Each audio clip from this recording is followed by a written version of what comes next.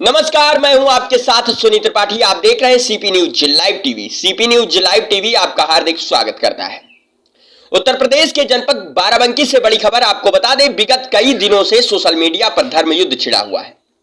इस पर भारतीय जनता पार्टी के वरिष्ठ नेता रंजीत बहादुर श्रीवास्तव ने दिया विवादित बयान। कहा कि अब होगा धर्म युद्ध, भाईचारा की बात नहीं होगी। अब भाई को चारा बनाकर गिद्ध, कावा और ना जाने कौन कौन से जानवर को बताया कि खिला देना चाहिए। आइए आपको मिलाते हैं भारतीय जनता पार्टी के वरिष्ठ नेता रंजीत बहादुर श्रीवास्तव से और देखते हैं क्या क्या उन्होंने कहा। ये भगवा साजिश है, ये कोई इत्तेफाक नहीं है। और याद रखें, वो भगवा ये हुकूमतें या साजिशकार भी गौर से सुन लें। मुसलमान अब जागने लगा है, जाग गया है। मुस्लिम सेवा संगठन ने ये चिंगारी फूंकी है, तो याद रखना ये इस तरह से शोला बन के सामने आएगी कि हम अपने बच्चों को इसके लिए तैयार करेंगे। बुलडोजर खरीदेंगे और जो राम के काज पे और सनातनीय महात्माओं पर, संतों पर और भारतीय सनातनीय हिंदुओं पर पत्थर चलाएगा, हम बुलडोजर उसके घर पर चलाएंगे। मैं हूं अमित सिंह सूर्यवंशी। आप देख रहे हैं सीपी न्यूज लाइव टीवी जनपद बाराबंकी से। साथ में हैं रंजीत बहादुर श्रीवास्तव जी। आज बात करते हैं, इस समय 2-3 दिन से लगातार एक स्पीच आ रही है शहर काजी दिल्ली के नाम से, और एक है पंडित धीरेन्द्र कृष्ण शास्त्री जी के नाम से।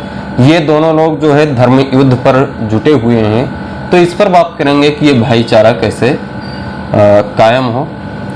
तो सर, इसमें आप भी देखे होंगे तमाम वीडियो वायरल हो रही हैं। शहर काजी दिल्ली के नाम से है, जो हिंदुओं को बता रहे हैं कि अगर इनको काट डालेंगे, ये करेंगे, वो करेंगे, तमाम भड़काऊ स्पीच दे रहे हैं। और इधर साथ में ये पंडित धीरेन्द्र कृष्ण शास्त्री जी हैं, जो कह रहे हैं कि हम युवाओं को भी बुलडोज़र खरीदना चाहिए और जो देश के साथ अन्याय करे उस पर बुलडोज़र चलाना चाहिए। इस पर क्या कहेंगे आप? देखिए छत्रप यानी दोनों धर्मों के सेनापति जी आमने सामने खड़े होकर के अपनी अपनी फौज को ललकार रहे हैं जी। और आप हमसे भाईचारा पूछ रहे हैं। जी बिल्कुल। तो मैं एक बड़ी अच्छी सलाह हिंदुओं को देना चाहता हूं। जो माहौल है, जो इस समय हमें परिदृश्य दिखाई दे रहा है, आपने केवल ये 2 नाम लिए हैं जी। ये सैकड़ों की संख्या में इधर है और सैकड़ों की संख्या में हमारे पश्चिम में भी जी। तो मैं इस भाईचारे पर एक बात कहना चाहूंगा और समझाना भी चाहूंगा कि अब ये जो भाई है जी हमारे सामने, ये हमारा कौरवों की तरह से चाचा जात भाई है, चच्चा का लड़का है ये जी। क्योंकि ये सनातन धर्मी थे, लेकिन धर्म और अधर्म का युद्ध अब प्रारंभ हो चुका है। लिहाजा इस भाई को अब चारा समझ करके, लालू यादव ने वेज चारा खाया था जी। ये नॉनवेज होगा जी। ये नॉनवेज होगा, इसको हम खा तो नहीं पाएंगे जी। वरना मैं ये कह देता चारा समझ करके खा जाओ, लेकिन इसको चारा समझ करके हमारे जो भूखे गीध हैं, कौवे हैं, कुत्ते हैं, जंगली पशु हैं, मांसाहारी, इनको खुराक के रूप में इन्हें अब दे ही देना चाहिए। अब इस भारत में शांति तभी स्थापित होगी। जी। शांति के लिए अब जो है इस भाईचारा को स्थापित करने के बजाय आपके कहने का मतलब यह है कि इन भाइयों को एक चारा के रूप में कुत्तों को खिला देना चाहिए। आज जानवरों को, जो मांसाहार जानवर हैं, उनको खिला देना चाहिए। देखिए, ये हमारा कोई आक्रोश नहीं बोल रहा है जी। स्थितियां ऐसी बन रही। अभी एक इनका मौलवी उलेमा कह रहा है जी कि अगर ये तुम्हारे घर में आ जाएं या कहीं पा जाओ तो इनको मार डालो, काट डालो। जी हाँ। अभी इनके एक ओवैसी का भाई है और भी लोग कह रहे हैं जी कि 15 मिनट के लिए पुलिस हटा दी जाए, जी, हम इनको देख लेते हैं। एक रहमानी है, वो कह रहा है कि हमने यहूदियों को चुनौती दी थी कि तुम जिंदा रहने के लिए पैदा हुए हो, मरने के लिए पैदा हुए हैं। तो इन चुनौतियों को देने वालों का यही एक अच्छा जवाब, ये केवल जबानी जवाब नहीं है जी। अब इसको करना पड़ेगा। कैसे? और इसलिए देखिए, मैं आपको बता दूं, जी, मैं जानता हूं, मैं हिंदू हूं जी, मैं लड़ाका नहीं हूं। मैं अपनी हैसियत, अपनी ताकत, अपनी क्षमता जी, मैं बहुत अच्छी तरह से समझता हूं। ना मैंने 80,000 की पृथ्वीराज चौहान की फौज को पराजित होते देखा है इतिहास में। जी, मैंने राजा दाहिर की बड़ी फौज को बिन कासिम के हाथों से पराजित होते देखा है। हमने राणा सागा को 60,000 की फौज के साथ पराजित होते देखा है। हमने गजनी को सोमनाथ मंदिर लूटते हुए देखा है, हिंदुओं की कत्लेआम करते देखा है पंडितों का। जी, हम बड़ी संख्या में होने के बावजूद हम इनसे लगातार पराजित हुए हैं, मैं जानता हूं इस बात को। इसका मुख्य कारण लेकिन क्या है? नहीं, लेकिन मैं कारण बता दे रहा हूं। जी, अब हमारे हाथ में परशुराम का फरसा चलाने की कला नहीं है हमारे पास। जी, हम भगवान राम के तीर अब नहीं चला सकते। अर्जुन का गांडीव मेरे पास नहीं रह गया है। राणा का भाला नहीं है मेरे पास। लक्ष्मीबाई की तलवार नहीं है मेरे पास। और न वो निपुणता है, न वो कला है। दूसरी तरफ आप इनको देखिए, ये लगातार प्रैक्टिस में हैं। इनका खंजर रोज चलता है, इनका चापड़ रोज चलता है, इनके छुरे रोज चलते हैं, तलवारें रोज चलती हैं, कट्टे तमंचे इनके घर में चलाने की प्रथा आम है। और छोड़िए फिर इनसे कैसे अत्याधुनिक, लड़ेंगे? सुनिए मैं अभी आपको बताता हूं, उसका जवाब मैं दूंगा।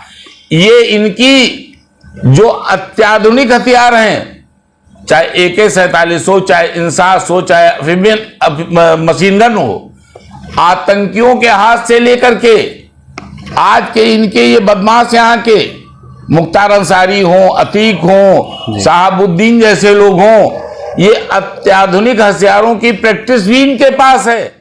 और लोगों को जो है तंग करना और परेशान करना, उसके खिलाफ मुसलमानों के पास भी नौजवान बच्चे हैं, मुसलमानों के पास भी जो है ताकतें हैं, मुसलमानों के पास भी हथियार हैं, मुसलमान भी इस्तेमाल कर सकता है।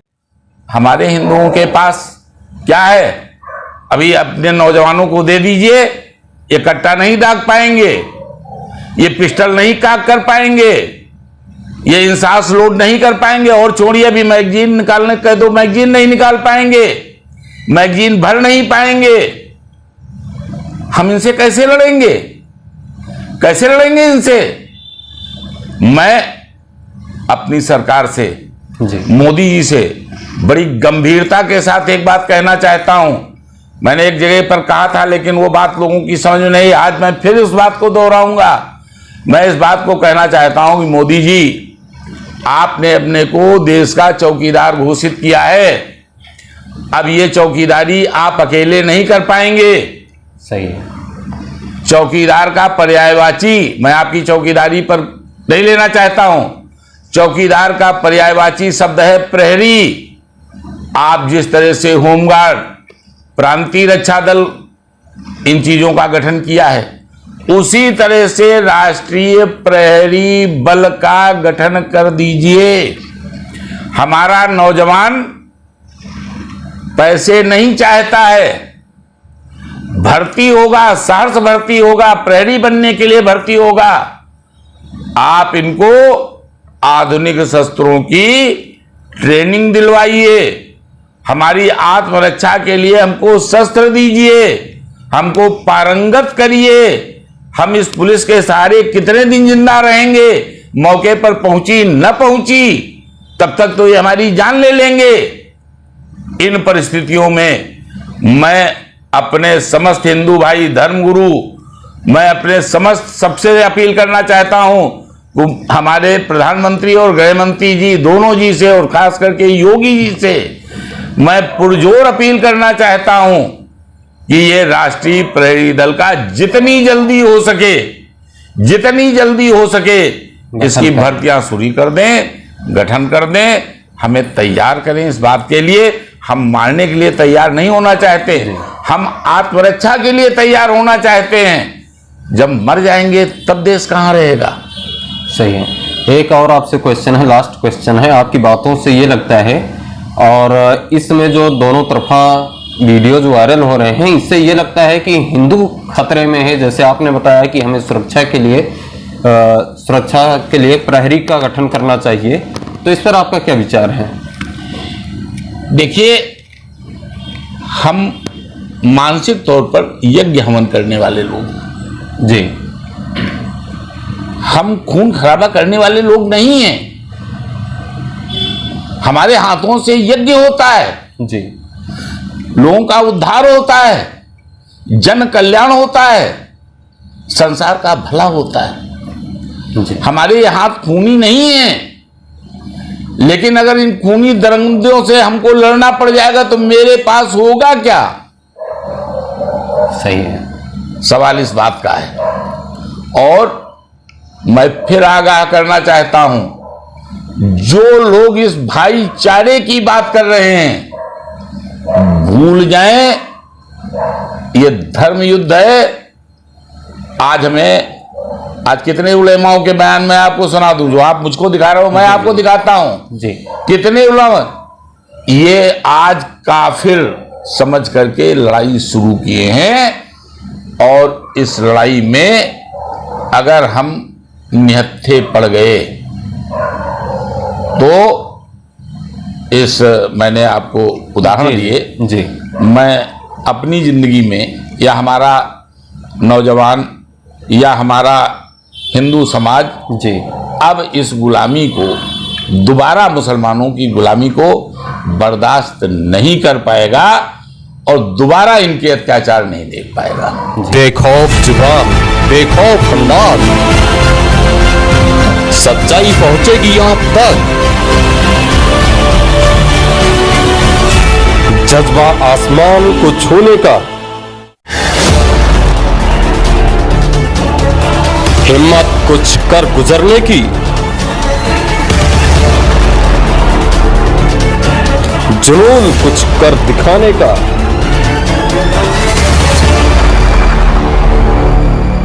जोश नए तेवर नए इरादे के साथ सच्चाई को पहुंचाएंगे आप तक। पंचायत से पार्लियामेंट तक बनेगी आपकी आवाज। CP news live TV.